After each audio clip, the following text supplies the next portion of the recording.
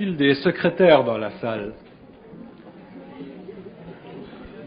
Il y en a pas mal. Ok, alors, à l'occasion de la semaine des secrétaires, justement, je voudrais rendre hommage à toutes celles qui œuvrent au sein de la hiérarchie des affaires. Ces secrétaires dont on sous-estime généralement l'importance primordiale au sein d'une compagnie. Et je les connais bien pour avoir eu souvent affaire à elles, aux secrétaires. Et voici comment je les situe au sein de cette hiérarchie des affaires. Tout d'abord, il faut savoir que dans cette hiérarchie, on trouve le président. Il faut savoir que le président, lui, il agit aussi vite qu'une balle, il est plus fort qu'une locomotive, il écarte les obstacles d'un seul coup de la main, et il parle à Dieu. Vient ensuite le vice-président.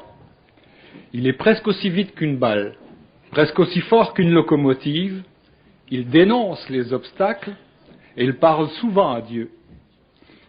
Il y a le directeur, il tire des balles, il admire la locomotive, il saute par-dessus les obstacles et il demande aux autres de parler à Dieu. Ensuite, il y a le chef de département. Lui, il a peur des balles. Il court après le train, il se cache derrière les obstacles et parle quelquefois à ceux qui ont parlé à Dieu. Il y a ensuite le commis. Lui, il n'a jamais vu une balle. Il n'aime pas les voyages, il se cogne le nez partout et il y a longtemps qu'il a perdu la foi. Il reste maintenant la secrétaire. Elle attrape les balles entre ses dents. Elle arrête la locomotive avec un doigt. Elle soulève les grands obstacles et passe en dessous. Elle est Dieu.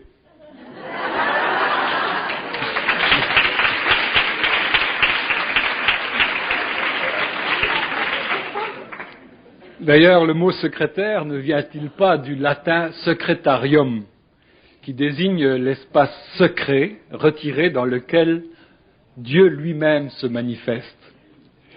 Et ce mot a son équivalent chez les Hébreux, où il désigne le lieu secret où est cachée l'arche d'alliance, le tabernacle. Donc, secrétaire et tabernacle, c'est la même chose, alors bonne fête aux deux. Ce qui nous amène tout naturellement à parler maintenant de la hiérarchie surnaturelle et de la gérance des affaires cosmiques en compagnie de Bernard de Montréal, qu'on accueille sans plus tarder.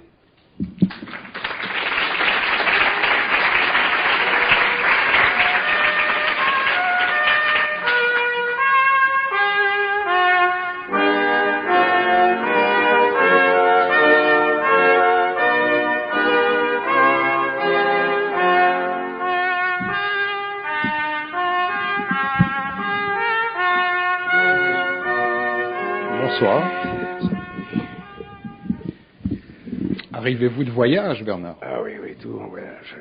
Là, je manque jamais mon coup quand je pose cette question-là. Il arrive toujours de voyage. Est-ce qu'on peut savoir où vous avez été? Non. Est-ce qu'à travers la découverte de ces contrées lointaines, vous qui visitez des pays où les pieds de l'homme n'ont jamais mis la main, est-ce qu'il vous arrive de rencontrer le pape, un autre voyageur? Il y en a deux sur la Terre, Jean-Paul II et Bernard Ier. Il vous arrive jamais de vous croiser, d'échanger un peu, de parler des affaires de la gérance cosmique? Non, on ne suit pas le même sentier. Ah, alors comme ça, tous les chemins ne mènent pas à Rome. C'est juste. Bon. Mais ce serait peut-être profitable que vous vous rencontriez, parce que d'un bord et de l'autre, vous faites chacun vos déclarations. Et puis, le fait que vous vous rencontriez, qu'il y ait un œcuménisme qui se fasse à ce niveau-là, nous autres, on n'y perdrait peut-être pas au change. Ce que je veux dire à travers ça, c'est que depuis quelques mois, le pape fait des déclarations, j'en ai 5 ou 6 ici que j'ai découpées dans les journaux, à propos des anges. Et plus je lis, et moins je comprends. Alors justement, il veut nous éviter la confusion qui existe à propos des anges, et il y va de ses déclarations. Alors il est supporté par un proche collaborateur, Monseigneur Giuseppe Del Ton, âgé de 85 ans, et qui a consacré dernièrement un traité aux anges. Est-ce que vous-même, vous croyez à l'existence des anges? C'est le mot ange. Bon, le mot ange, c'est un juste terme le qui mot. est fatigant. C'est juste le mot, ok. Ouais, le mot. C'est parce que si vous n'y croyez pas, Monseigneur Giuseppe Delton y affirme que ceux qui nient l'existence des anges ne sont que des lugubres chauves-souris. Y compris les théologiens, affirme-t-il, dont il est lui-même un digne représentant. Alors voilà ce qu'il précise. Les anges ne sont pas faits de matière et d'esprit, tout en disposant chacun d'un visage différent. Un ange est forme, pure forme. Dans leur structure et leur mouvement, ils doivent ressembler aux hommes ressuscités. Et puis, c'est au pluriel. Aux hommes ressuscités. Donc ce n'est pas seulement une allusion aux Nazaréens, mais il sous-entend qu'il y a des hommes ressuscités. Il se fonde aussi sur les Écritures saintes pour affirmer que les anges sont 99 fois les habitants de la terre, passés, présents et à venir. Ils sont donc véritablement légion. Donc on retient que pour lui, ils proviennent du monde de la forme, pure forme. Quant au pape, lui-même, il affirme que c'est le monde des esprits purs et qu'il est divisé entre les bons et les mauvais anges. Il a déclaré que les anges existaient bien, mais qu'ils étaient restés inconnus tout au long de l'histoire. Les anges, ce sont ces créatures que l'on ne voit pas. Est-ce que monde de la forme, ou monde de la forme pure, c'est l'équivalent du monde des esprits, de l'esprit pur, des esprits purs? Oui. C'est la même chose. Oui. Le monde de la forme pure, c'est un monde où l'énergie n'existe pas en tant que telle, mais où la manifestation vibratoire de la lumière crée l'énergie en tant que telle. Le monde, quand on parle du monde ou des mondes de l'esprit pur, on parle d'une sorte de néant lumineux qui, dans sa vibration, perpétue sur les plans inférieurs des rayonnements d'énergie qui sont responsables pour ce que nous appelons la création. Bon, mais c'est un néant dans le sens positif du C'est terme. néant, quand j'emploie le terme néant, potentiel. je ne veux pas dire néant dans un sens nihiliste. Je ne veux pas dire néant dans le sens qu'il n'existe pas rien. Le néant dans le sens que je l'explique veut dire cet espace-temps, cet espace dans le temps, ou ce temps dans l'espace où la conscience est totale. Et quand je dis totale, je veux dire absolu. Et quand je veux dire absolu, je dis infini. Et quand je dis infini, je dis sans aucune faute. Quand je dis sans aucune faute, je veux dire sans expérience. Non manifesté. Non manifesté. Donc, à travers le mouvement de l'énergie, l'expérience se crée. Les mondes inférieurs prennent naissance. Les êtres, les planètes, les civilisations, les êtres scients prennent naissance. Et nous avons le mouvement de l'âme, le développement de l'âme, l'évolution de l'âme, jusqu'à ce que l'âme éventuellement revienne en fusion avec cette source d'énergie, ce qui créera sur la Terre l'évolution de la conscience supramentale, la fusion de l'âme, ce qui fera, je ne me rappelle plus ce qu'il disait là, mais ce qui fera que l'ange et l'homme deviennent un, ce qui créera le surhomme, l'immortel, ce qui créera la ressuscitation des corps. Il faut comprendre le mot ressuscitation des corps. Nous fonctionnons dans un espace-temps matériel qui est assujetti à l'énergie des sens. Les sens sont assujettis à des lois astrales, donc au corps astral. Le corps astral fait partie du monde de l'âme, il ne fait pas partie du monde de l'esprit. Donc, lorsque nous avons une conscience, ou si nous avons une conscience de l'infinité, ou si nous avons une conscience des mondes invisibles, auxquels appartiennent ces légions d'êtres, de lumière, Il nous est difficile de comprendre rationnellement ou intellectuellement la distance qui existe entre ces êtres et nous, parce que nous avons tendance sensoriellement à expliquer logiquement l'appartenance de la race physique aux éthers subtils. Donc nous ne sommes pas capables facilement, intellectuellement, de diagnostiquer l'appartenance ou le degré d'appartenance que peuvent avoir ces êtres avec l'homme, et c'est pour ça que nous avons une conscience égoïque. Dans l'évolution de la race future, dans l'évolution de la race mentale, la fusion sera plus grande chez l'homme, donc l'ego devenant plus transparent, au lieu de fonder son intelligence sur le mouvement des sens, donc sur le mouvement du corps astral, il fondera son intelligence sur le mouvement du corps mental, et le corps mental est le plan avec lequel ces intelligences peuvent connecter, communiquer, pour donner à la substance inférieure, le corps matériel, le corps éthérique, le corps astral, le corps mental, autrement dit l'homme, une valeur absolue de sa relation avec eux. Dans ce cas-là, la fusion s'établira et la distance psychique qui existe entre ces infinités et la particularité de notre système se fondra en une unité. Et l'homme passera de la matérialité à l'immatérialité, donc il passera de la mortalité à l'immortalité, donc il passera de l'inconscience de la mort à la conscience de l'autre vie, c'est-à-dire à la morontialité de son esprit.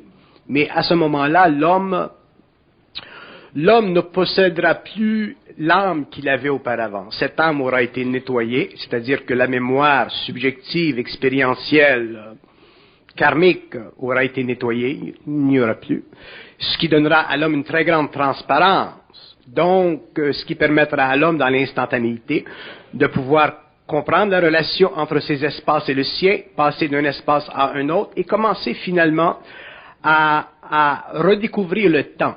Comme nous avons découvert l'espace, nous redécouvrirons le temps.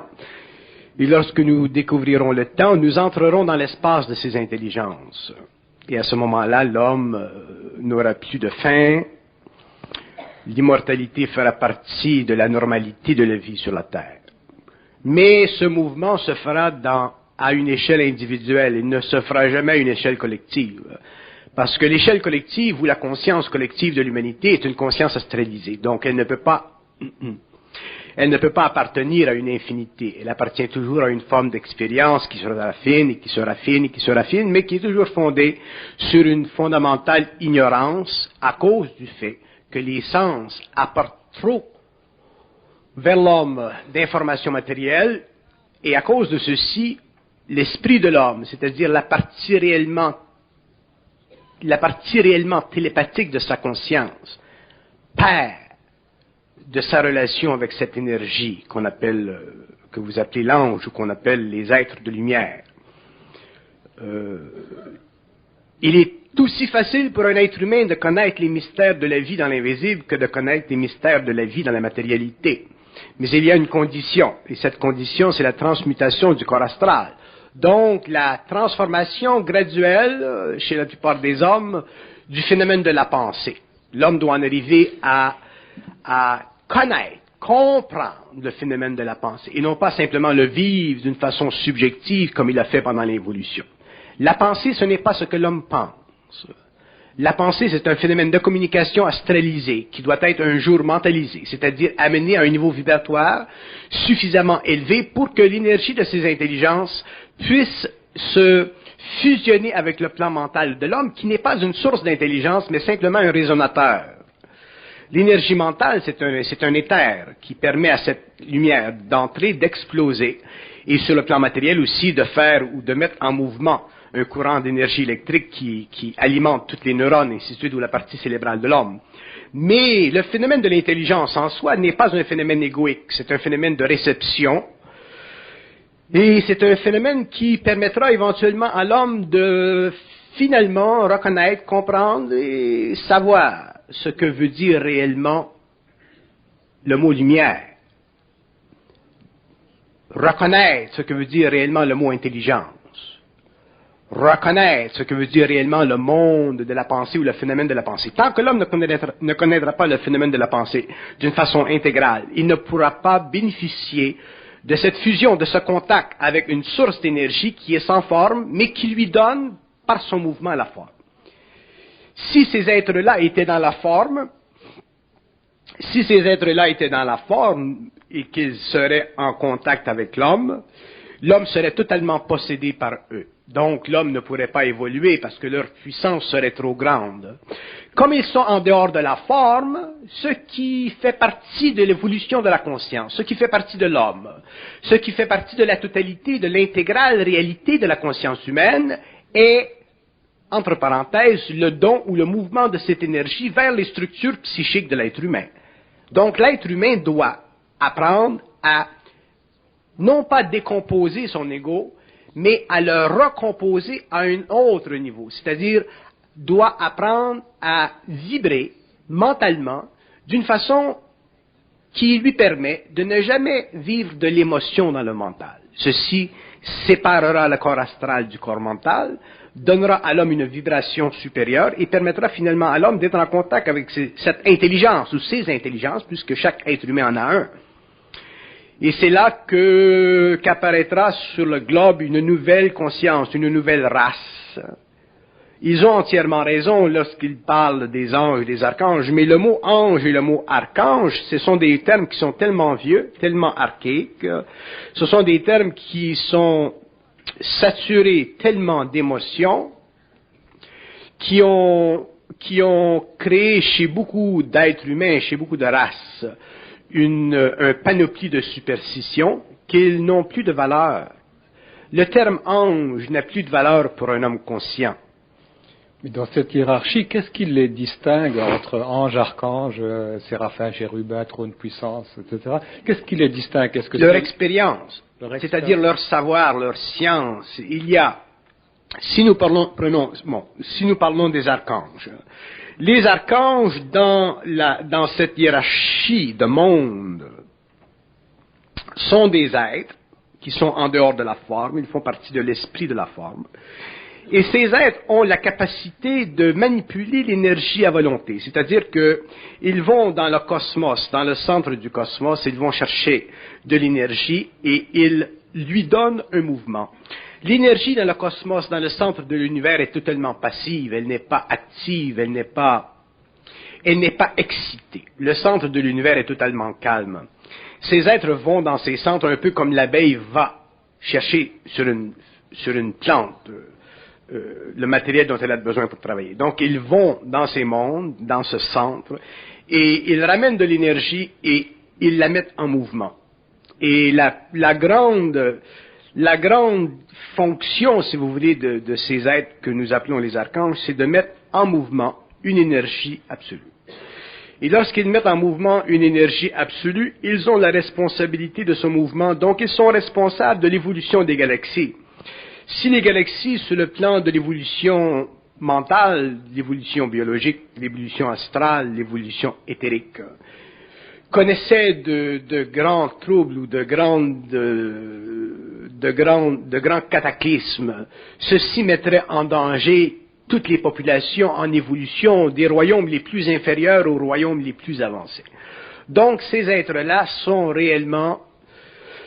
ont une grande science universelle. Ils sont réellement la science, mais ils sont toujours en évolution scientifique. Ils n'ont pas terminé le mouvement de l'évolution de la recherche.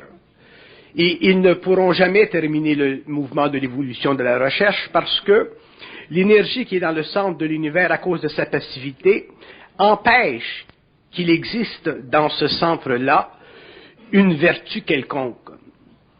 Qu'est-ce que c'est une vertu? Une vertu, c'est la propriété que se donne une conscience d'établir par rapport à des mondes inférieurs ou par rapport à des mondes qui nous sont parallèles, une fonction créative quelconque. La fonction d'une vertu, c'est de créer un mouvement d'énergie qui, dans des mondes parallèles ou des mondes inférieurs, institutionnalise une nouvelle création. Lorsque ces êtres vont dans ce centre universel, dans cet abîme infini-là, où existe l'énergie pure, ils ont la capacité d'aller la chercher, cette énergie. Ils ont la capacité de lui donner le mouvement, mais ils n'ont pas la capacité de l'épuiser, pour la simple raison que dans ce centre-là, le temps n'existe pas et l'espace non plus.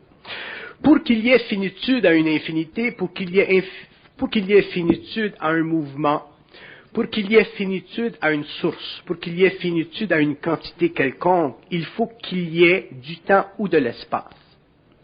Si on me demandait de définir qu'est-ce que c'est Dieu, je dirais que Dieu, c'est l'absence de temps et l'absence d'espace. Donc, Dieu, c'est le néant absolu, mais à des échelles multiples. Et aujourd'hui, ces êtres-là, ces archanges, ces êtres de lumière, sont arrivés à la compréhension du phénomène divin à un point où ils sont capables de parfaitement corrompre l'univers avec leur science. C'est pour nous donner une idée combien lointain Dieu est. Vous avez dit corrompre, vous ne voulez pas dire confronter? Non, corrompre. Je vais être plus simple. Il y a dans l'univers des hiérarchies négatives qu'on appelle les forces lucifériennes ou les forces arimaniennes. Nous ne parlons pas de ces êtres-là. Ces êtres-là travaillent avec des êtres qui sont déjà extrêmement denses.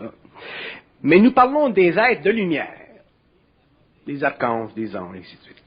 Ces êtres-là, leur science, malgré l'avancement extraordinaire de leur science qui a créé des formes extrêmement avancées, leur science est tellement primitive par rapport à cette infinité absolue néantique que, écoutez bien ça parce que c'est important ça, parce que je le dis au fur et à mesure que ça me vient.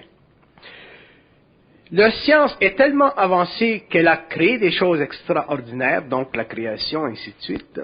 Mais d'un autre côté, elle est tellement imparfaite par rapport à l'absolu néantique qu'on appellerait Dieu, que si leur science était maintenue en perpétuité, il y aurait annulation. Il y aurait annulation de tout leur travail. Et ça c'est la raison pour laquelle les forces lucifériennes existent dans le cosmos. Pourquoi? Les forces lucifériennes existent pour créer dans l'univers un mouvement d'énergie, ensuite un autre mouvement d'énergie. Un mouvement d'énergie, un autre mouvement d'énergie. Donc, aucune force, ni les forces de la lumière, ni les archanges, ni les forces lucifériennes, ne peuvent maintenir d'une façon indéfinie le mouvement de l'énergie. À partir du moment où les forces lucifériennes agissent dans un cosmos quelconque et qu'elles établissent une liaison avec des êtres hiérarchisés, les hommes de différentes planètes, de différentes galaxies, il se crée un mouvement vers la densification dans la matière. Donc nous avons une composante matérielle biopensante.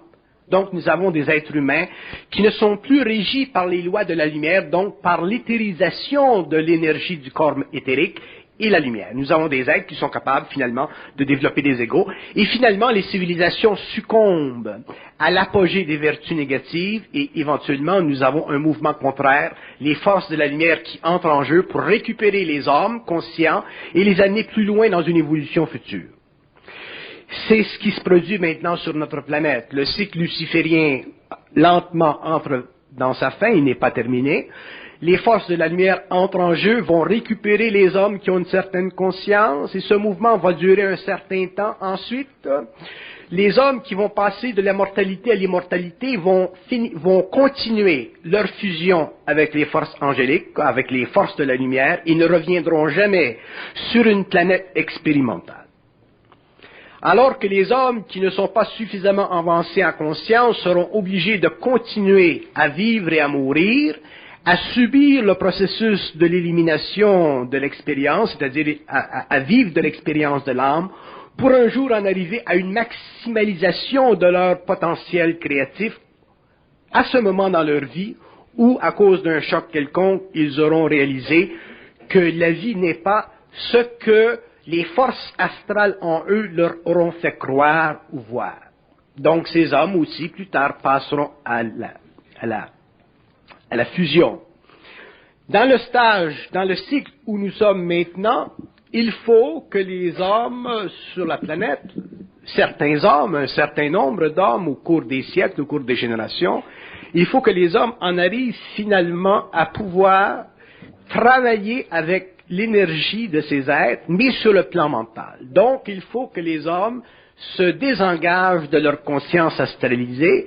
Il faut qu'ils perdent la conscience subjective de l'ego qui fait partie du mouvement de descente des forces lucifériennes dans la matière pour la concrétisation de l'ego, mais il faut qu'ils passent à une autre étape, à un autre cycle. Et ceci va demander que les hommes apprennent finalement à connaître et à comprendre le phénomène de la pensée.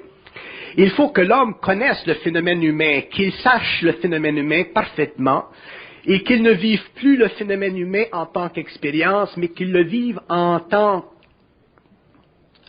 que manifestation créative du lien entre lui-même et cette énergie. Nous sommes à ce stage. Mais comment est-ce que ça c'est possible, puisqu'il ne lui est pas donné d'autre alternative que de la subir, cette pensée? Ceci est possible parce que dans le monde maintenant, nous sommes en train d'avoir accès lentement, et ça ira très loin, ceci ça ira jusque dans la matière, mais il y a un temps, nous sommes en train d'avoir accès à une instruction, c'est-à-dire une science du mental, ou une science parfaite de cette énergie qui pénètre le mental de l'homme, qui fait vibrer la pensée et qui donne à l'homme une conscience égoïque.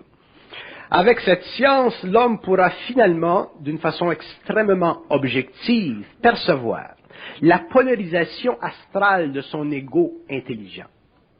Donc l'homme pourra finalement commencer à mettre le doigt sur cette partie de lui-même qui n'est pas sous son contrôle.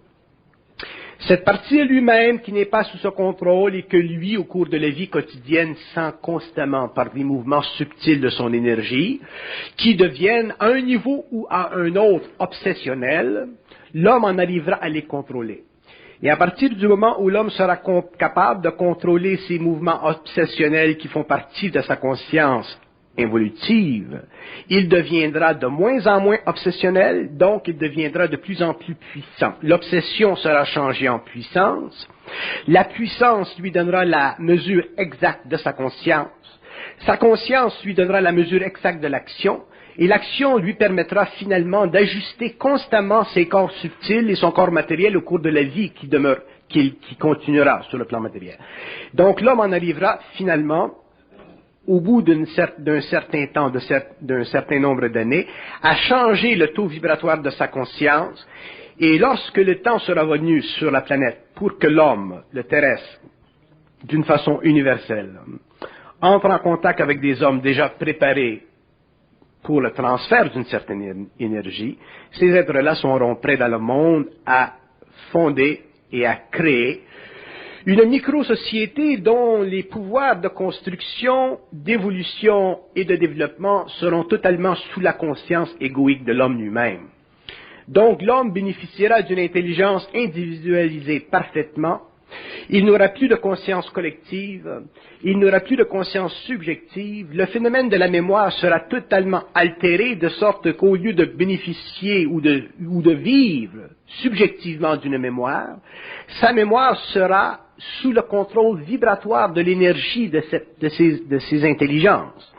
Donc l'homme ne perdra aucune énergie au niveau mémoriel et la place qui aura été enlevée à la mémoire subjective, cet espace dans le mental, sera remplacé par un rayonnement d'énergie dans le mental de l'homme, et c'est ce qui créera la fusion et qui donnera à l'homme l'instantanéité de la conscience, du savoir, et la capacité intégrale de connaître l'infinité, de connaître les mystères, de connaître la vie, de connaître l'absolu, de connaître n'importe quoi, de pouvoir répondre à n'importe quelle question. C'est absolument renversant pour un homme conscient de s'imaginer ne pas pouvoir répondre à une question. Pourquoi? Parce que ne pas pouvoir répondre à une question, ça implique déjà que notre mental est filtré, c'est-à-dire qu'une partie de notre énergie n'est pas utilisée pleinement.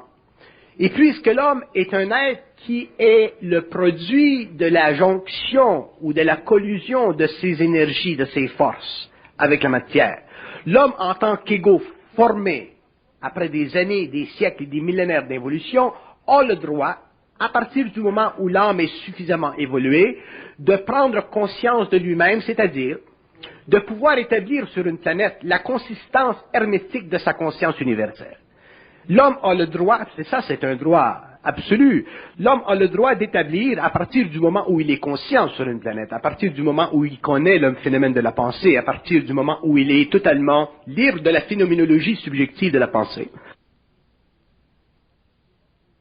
à partir du moment où il est libre de la façon dont pensent les hommes, l'homme est, par droit, universel. De par la composition même de sa stratégie psychique, capable d'instruire lui-même et d'instruire les hommes qui ont la vibration leur permettant de savoir instantanément où se situe sa réalité par rapport à d'autres réalités. Ceci, nous appelons ça la cosmogenèse de la création. La genèse du mental, la perception génétique de la formation psychique du moi et la construction organique, mentale, psychique, égoïque et moléculaire de toute forme de conscience. Dans le livre que je suis en train de mettre à la presse, j'ai intitulé ce livre « La genèse du réel ». Pourquoi? Parce que j'ai appelé ça la genèse du réel non pas pour expliquer le réel, mais pour expliquer ce qui empêche l'homme d'avoir accès au réel. Et lorsque l'homme aura compris ceci, ensuite il pourra commencer à avoir accès à son réel. Et lorsqu'il aura accès à son réel, il aura accès à la réalité des hommes, et il aura accès à la réalité des matières, des royaumes, et aussi il aura accès à la réalité de ces mondes de lumière, de ces mondes d'intelligence sans forme, qui distribuent, dont la fonction est de distribuer par rayonnement dans l'univers certaines énergies qu'eux puisent dans cet aléfique absolu, et qui constitue la source même de la création. Ce n'est pas Dieu qui crée, ce sont les anges qui créent. Dieu est simplement l'aboutissement infini d'une multitude de temporanéités qui constituent en eux-mêmes une science absolue à partir du moment où l'énergie en évolution d'intelligence est capable d'absorber et de supporter cet absolu. Donc, dans le fond, Dieu n'existe pas. Il existe simplement pour la prolifération des mythes dans différentes civilisations sur différentes planètes. Mais il existe des planètes où Dieu n'existe pas, où le concept de Dieu n'existe pas, parce que le concept de Dieu est absolument sans validité à partir du moment où il n'a aucune fonction. Mais il existe parce qu'il explique peut-être que si lui-même n'est pas à la source de la création, qui donc a créé les anges? Les anges ont été créés par la multitude des facettes extraites des possibilités vibratoires de la lumière suspendues dans ce territoire absolu. Les anges sont simplement la manifestation en surface de cette énergie. Les anges n'ont pas été créés par une volonté, ils ont été le produit d'une extinction graduelle de la lumière dans le temps et l'espace, et ils ont conquis leur conscience par l'attribution psychique de leur être ou de leur luminosité à travers des temps et des espaces qui n'existent pas. Donc, si nous demandons qu'est-ce que c'est être un ange, qu'est-ce que c'est être un archange, c'est être capable de sortir de cet absolu néantique où le temps et l'espace n'existent pas, et de graduellement, au cours des ions ou des éons, de formuler graduellement une capacité rayonnante à partir de soi-même. Cette capacité rayonnante à partir de soi-même n'est pas une vertu, elle représente simplement une capacité originale de l'énergie, mais non pas une infinitude motrice de l'énergie. Il est évident que l'homme ne peut pas penser à des choses comme ça, mais il est évident que l'homme peut créer le dialogue nécessaire à la conversion de l'énergie qui fait partie de cette liaison avec le monde sans forme. À partir du moment où l'homme sera capable de déastraliser son mental, il sera capable de mentaliser l'énergie, donc il sera capable de se rapprocher du mouvement créatif de cette énergie, et il lui sera facile de comprendre, s'il veut comprendre, ou s'il veut parler de certaines choses, de certaines infinitudes qui constituent la question fondamentale de toute conscience égoïque. Mais il vient un point dans l'évolution du mental de l'homme où les questions face à l'absolu sont absolument inessentielles à la conscience objective ou à la conclusion subjective ou philosophique de son moi. Parce que l'homme devient transparent dans le mental, il devient simplement une machine extrêmement subtile, extrêmement sensible à percevoir ce rayonnement d'énergie. Et l'homme verra au cours de l'évolution future que dans le fond, la différence qui existe entre la matérialité et l'immatériel, ou le matériel et le monde ciel, ou l'espace-temps matériel et les autres espaces-temps, c'est simplement une affaire de taux vibratoire, ce n'est pas une affaire de composition psychologique ou de regard philosophique sur une dimension autre que celle que nous vivons. Nous sommes obligés à cause de l'appareillage psychologique de notre moi, nous sommes obligés à cause de la fonction psychologique de notre mental, nous sommes obligés à cause de la façon dont nous avons été entraînés au cours des millénaires à penser. Nous sommes obligés de poser des questions pour finalement arriver à l'origine de nos questions. Mais ça, c'est un cercle vicieux, ça fait partie de l'absence de transparence de l'homme. Lorsque l'homme sera transparent, il cessera de se poser des questions et il commencera à répondre aux questions des hommes qui se posent des questions. Bon, en attendant, ce que je peux encore vous en poser, c'est pas l'heure encore de cette transparence-là. Il semble qu'il y a un paradoxe là, suite à ce que vous dites, et puis qui corrobore en quelque sorte les affirmations de ce collaborateur de Jean-Paul II, et même les affirmations de Jean-Paul II lui-même. Ils disent tous deux que les anges sont des êtres invisibles. Alors comment se fait-il qu'il y ait tant de relations, de témoignages dans la Bible, de personnes qui ont vu un ange, qui ont été approchés, contactés, qui ont eu de la formation par un messager céleste, etc.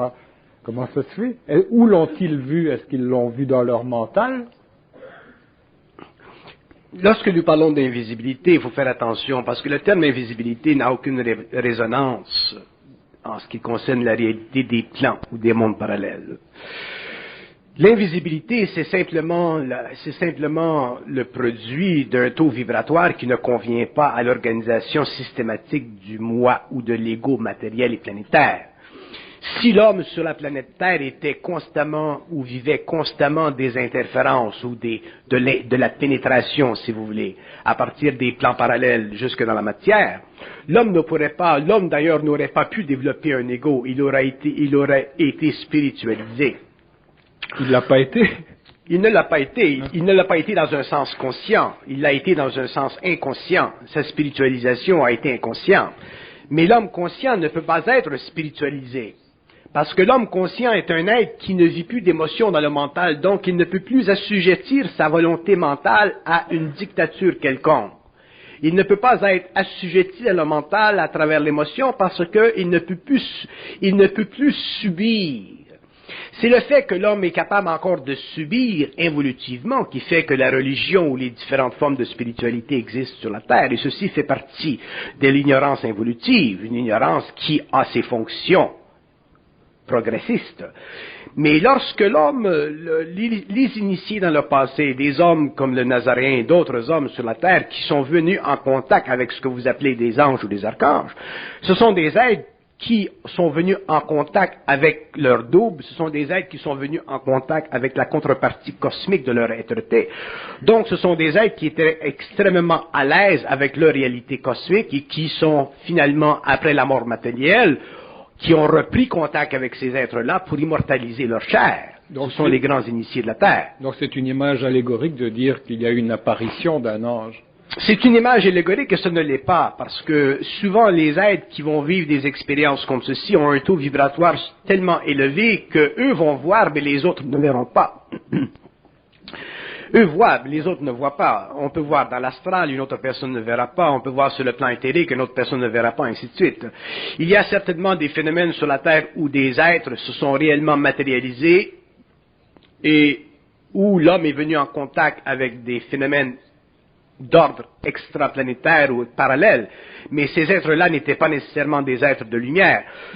C'est très difficile pour un être humain de pouvoir substituer à son expérience psychique une valeur absolue pour une valeur subjective. Pour qu'un homme puisse venir en contact ou faire contact, si vous voulez, avec ce double éthérique-là, ou cette lumière-là, ou cette intelligence-là, il faut que lui-même soit suffisamment avancé en conscience pour ne pas tomber sous le piège des forces lucifériennes qui travaillent toujours à tenter des pièges à des êtres sensibles. Ce ne sera pas le cas de l'homme nouveau, mais ce fut le cas de l'homme ancien, mis à part les grands initiés en très petit nombre qui sont venus sur la Terre pour donner une impulsion créative à l'évolution de la planète. Est-ce qu'il y a un rapport entre le phénomène ou la manifestation des ovnis et la hiérarchie angélique là, en question? C'est une question que beaucoup de gens se posent. Oui. Le phénomène ovni, c'est un phénomène ovni. Le phénomène ovni, ça fait partie des sciences immatérielles qui font partie de l'expérience, de l'évolution de certaines civilisations dans le cosmos. Le phénomène ovni n'a rien à voir avec ces êtres de lumière. Si on mélange les deux, on risque de se trouver dans de très beaux draps. Le phénomène ovni, ça fait partie de l'évolution de la science sur d'autres planètes. Des humanités avancées. Des humanités avancées. Alors que le phénomène du double, le contact entre ces êtres qui sont en dehors des mondes de la forme et l'homme, c'est une autre chose. Phénomène d'énergie. C'est un phénomène d'énergie, ce n'est pas un phénomène de manifestation. Il y a trop de gens aujourd'hui, surtout aux États-Unis et en Europe, et même ici au Québec, qui ont tendance à vouloir, pour des raisons spirituelles, pour des raisons d'enthousiasme ésotérique, et ainsi de suite, faire un lien entre le phénomène ovni et cette hiérarchie-là. Et ça, c'est une très grave erreur, mais c'est une erreur que l'homme par lui-même découvrira dans le temps. Ce n'est pas une erreur que l'on peut expliquer dans un public et dire, bon, ben, c'est pas ça, ou c'est ça. Nous allons découvrir au cours des générations qui viennent que l'homme seul, dans son identité, dans son individualité de plus en plus intégrale, deviendra le seul juge de son expérience. Il n'y aura pas de gens dans le monde, de Bernard de Montréal ou de telle personne, pour évaluer l'expérience des hommes. Ce sont les hommes par eux-mêmes qui devront évaluer leur propre expérience. Des gens comme moi ou d'autres ont une capacité créative pour donner une forme extrêmement vaste d'un certain savoir que l'homme a besoin pour finalement arriver plus rapidement à une conscientisation de l'être. Mais ce n'est pas dans notre destin, dans notre travail, dans notre vision, dans notre volonté, de dire à l'homme, ça, c'est pas ça, c'est ça, c'est ça, ça. L'homme nouveau, le surhomme, l'homme intégral, l'homme nouveau, tous les termes qu'on peut donner à ces hommes de l'avenir, ce seront des êtres qui, de par eux-mêmes, en arriveront à pouvoir faire la part des choses en ce qui concerne les mondes parallèles. D'ailleurs, il faut comprendre qu'est-ce que c'est les mondes parallèles. Les mondes parallèles font partie des univers parallèles. Les univers parallèles font partie d'une organisation plus ou moins grande, systémique, d'espace et de temps à qui conviennent une certaine relativité. Et dans ces mondes parallèles et ces univers parallèles, il existe un grand nombre de civilisations plus ou moins avancées. L'homme ne se situe pas à l'apogée et il ne se situe pas non plus dans le bas-fond. Il se situe à un certain point, mais à un point qui est extrêmement important pour l'évolution de la conscience universelle dans toutes les galaxies pour une raison. C'est que il y a quelques milliers d'années, un être de très grande cosmicité, le Nazaréen, est venu sur la planète pour donner à l'homme une impulsion vibratoire qui a permis à l'homme, aujourd'hui, 20e siècle, de pouvoir connaître la fusion, revenir en contact télépathique avec la source, et c'est ce que je considère la plus importante définition, ou le plus important rôle de cette entité, de cet être-là. Le reste, la religion catholique et tout ceci, tout cela, ça ne fait partie que des conséquences planétaires de l'évolution d'une science religieuse programmée au niveau émotif d'une humanité ayant besoin d'une réflexion spirituelle pour lui donner un courage moral pour passer pendant de grandes années, de grands siècles à travers des périodes extrêmement difficiles d'une inconscience maintenue stable sur la terre par les forces arimaniennes et les forces lucifériennes. Mais le message ou la science de l'amour de cet être-là ne sera compris que par l'homme nouveau, mais la fonction créative de son effusion constitue pour l'homme de la terre la fondamentale importance de sa réalité cosmique de l'avenir, et c'est ce qui fait que la Terre a un grand rôle à jouer, qu'elle a une grande destinée dans l'évolution de la conscience des mondes, dans la réorganisation psychique des égaux, dans l'évaluation systémique des mondes politiques, dans la réorganisation scientifique des valeurs mentales et morales de la matière, dans l'expression créative du moi transparent pour l'évolution d'une science basée sur le principe de l'énergie venant de la forme et faisant éclater dans le monde de l'homme des vertus qui constitueront pour nous demain des principes moteurs d'énergie que nous pourrons utiliser pour la transformation de la matière, pour la transformation du royaume animal, pour la transformation du royaume plantaire, pour l'évolution extrêmement rapide du monde animal et finalement le déchaînement ou le déracinement de la conscience humaine évolutive, les races auxquelles nous appartenons aujourd'hui.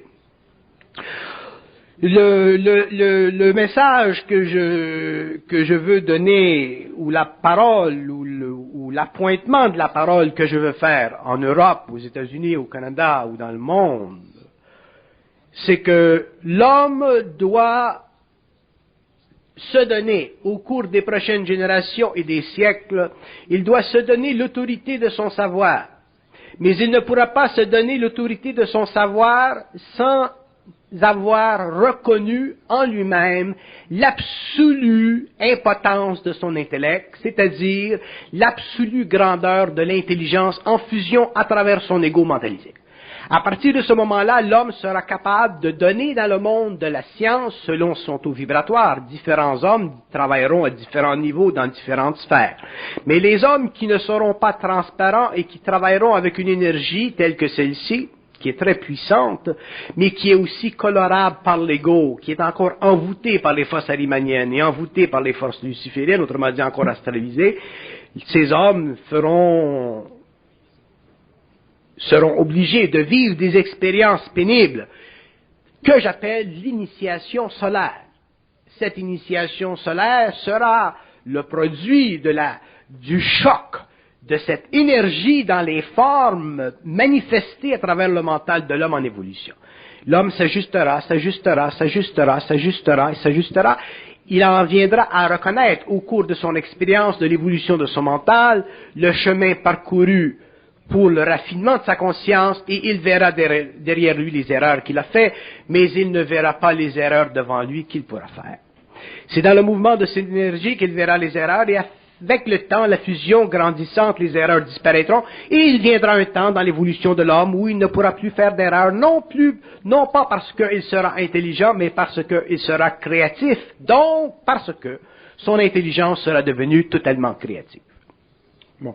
Lorsqu'on affirme ici que ces entités de lumière ont un visage différent, il dit elles doivent avoir un visage différent et ressembler aux hommes ressuscités, il y a là une allusion à quelque chose qui n'a jamais été parlé de la part du Vatican ou des hautes instances religieuses. Ok. Aux hommes ressuscités. L'homme ressuscité, l'homme morontiel, l'immortel. Ce qui fait qu'un être passe de la matérialité, de la mortalité à l'immortalité, c'est qu'il vit quelque part dans le temps la fusion totale. Une fois qu'il a vécu la fusion totale, il y a une représentation vibratoire, moléculaire, atomique, archétypale de son énergie au niveau du corps physique, au niveau du corps éthérique, au niveau du corps astral et au niveau du corps mental. Autrement dit, dans le mouvement radiant de l'énergie du corps physique, éthérique, astral et mental de l'homme, il y a une composition. Cette composition équivaut à ce que l'homme, l'immortel, voit.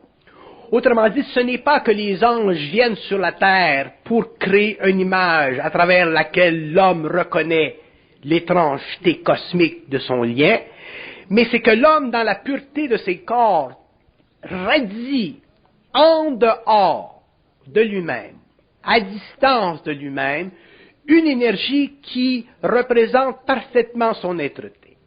Cette énergie qui devient l'expression formelle de son double, elle est maintenue en vie par le rayon de lumière.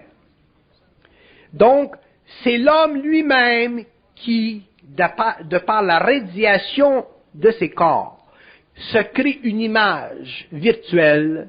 Cette image virtuelle est égale à ses corps perfectionnés. Donc, elle représente pour lui en tant qu'homme l'aspect le plus rapproché de la réflexion qu'il peut avoir de lui-même, non pas en tant qu'égaux, mais en tant que cosmicité.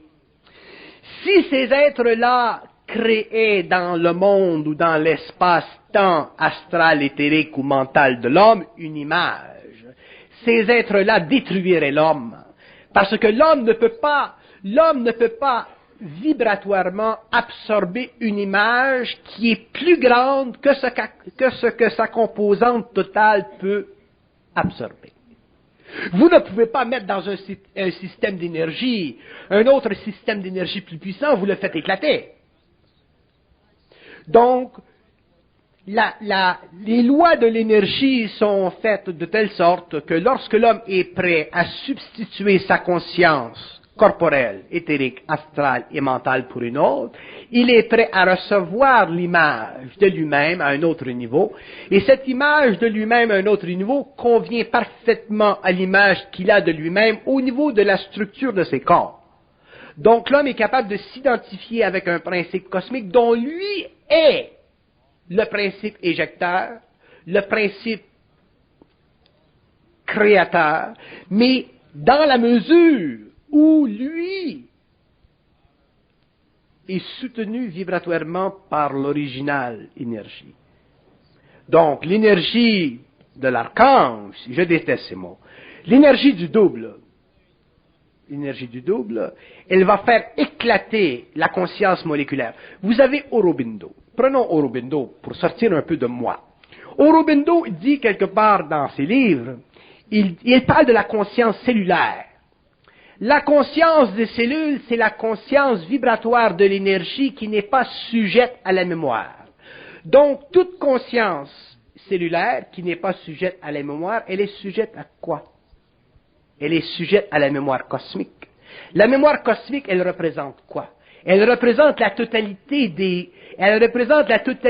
des ions positifs du corps matériel, du corps éthérique, du corps mental et du corps astral. Donc, elle représente parfaitement l'homme.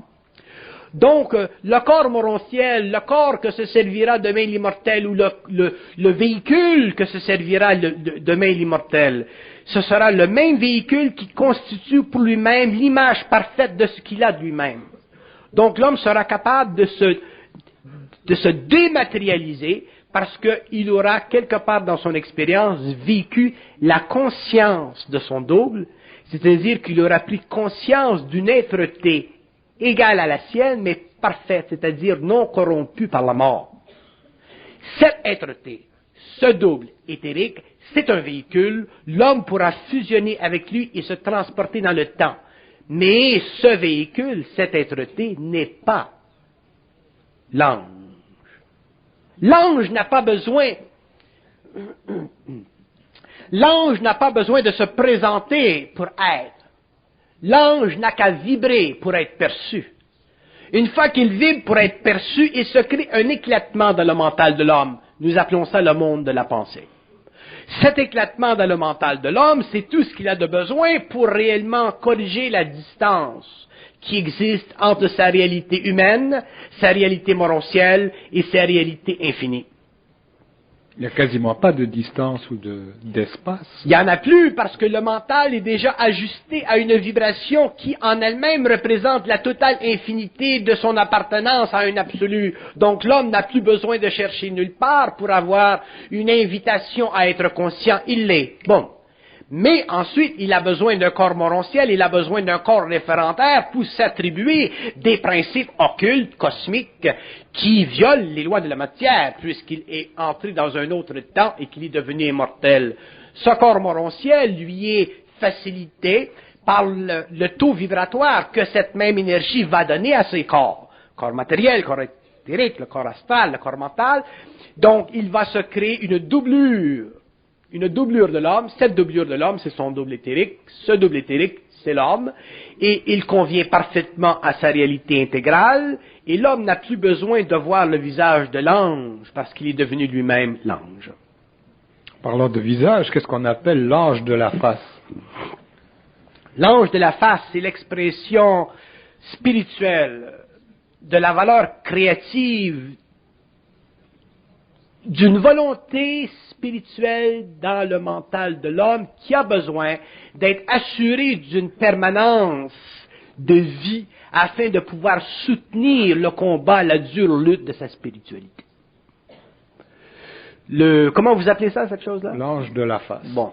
L'ange de la face, regardez si c'est subtil. Pourquoi on dit l'ange de la face au lieu de la face de l'ange? Parce qu'en réalité, la face de l'ange, ça n'existe pas. Donc, subtilement, psychiquement, dans le royaume interne du mental subtil, psychique, créatif de l'homme, le mot ange de la face ressort au lieu que ce soit la face de l'ange. Autrement dit, c'est comme si l'énergie créative dans son mouvement vers l'homme, elle est tellement parfaite que si l'homme était capable de voir à travers les lois de cette énergie, il pourrait déduire des principes de vie subtil, occulte, astral, mental, éthérique, qui conviendrait parfaitement à l'organisation spirituelle de son moi. Si nous utilisons le terme ange de la face et que nous voulons exploiter la valeur spirituelle de ce concept, nous pouvons en arriver finalement à comprendre que l'ange ne peut jamais avoir de face parce que il fait réellement partie d'un monde où la forme n'est pas nécessaire puisqu'elle est l'expression de son mouvement. C'est la spiritualité de l'homme, le désir spirituel de l'homme, le désir spirituel du mystique qui fait qu'il a besoin de se révéler à lui-même des images qui constituent pour lui-même des révélations. C'est comme si on photographiait la trajectoire d'une balle et on dirait voilà la balle, en photographiant la trajectoire, son déplacement. Exactement. Et ce n'est pas la trajectoire de la balle qui est la balle, c'est la balle qui est la balle. Mais pour que nous puissions bénéficier autant de la trajectoire que de la balle, nous avons besoin de pouvoir fonctionner sur deux niveaux à la fois. Un niveau qui est purement sensorio-spirituel et un niveau qui est parfaitement mental. Moi, naturellement, à cause de ma fusion, je vis un contact depuis plusieurs années. Et le contact que j'ai, dans sa plénitude actuelle en tout cas, est suffisant pour me donner une plénitude mentale. Je n'ai plus besoin dans mon mental d'aller chercher ailleurs pour corriger des déficiences psychologiques ou psychiques en ce qui concerne la réalité infinie du moi humain ou du moi cosmitisé. C'est une perte de temps. Je suis totalement à l'aise de vivre la communication dans la mesure où elle ne me casse pas trop les pieds. Mais pour que l'homme en arrive aussi à ne pas se faire casser les pieds par la communication, il faut qu'il en arrive à comprendre les lois de l'énergie, les lois de la pensée, les lois spirituelles, les lois de l'ego, les lois de l'orgueil, les lois de la vanité spirituelle, ainsi de suite. Je rencontre beaucoup de gens dans le monde, des gens qui sont voyants, des gens qui ont des facultés extrasensorielles, des gens qui sont très bien, des gens très sensibles, ainsi de suite. Mais je découvre toujours qu'il existe chez l'homme une forme subtile qu'il ne voit pas encore d'orgueil spirituel. Et vous savez que l'orgueil spirituel est probablement la plus grande trappe astrale que l'homme peut vivre. Parce que l'orgueil spirituel, c'est une sorte de dysfonction de l'intelligence qui crée une fonction intelligente. Dans le mouvement de l'orgueil spirituel, l'homme s'enthousiasme, l'homme veut sortir ou aller vers les hommes, l'homme veut utiliser ce qui se passe dans son mental pour un agrandissement de l'ego, pour une compréhension des mystères. Et ça, c'est une illusion parce que, comme j'ai dit depuis 1969, l'homme n'a rien à apprendre, l'homme sait tout. Mais il sait tout dans la mesure où il comprend réellement, véritablement, que la relation entre son moi et cette source d'énergie que vous appelez le monde des archanges est une relation qui, en elle-même, ne doit pas être perturbée par des besoins spirituels, moraux, psychiques de l'être humain. Ces conditions, ces aspects ne sont pas des vertus, ce sont des aspects de l'ego. L'homme aura des vertus lorsqu'il se sera totalement habitué à être. Point final. Merci infiniment, madame. Merci.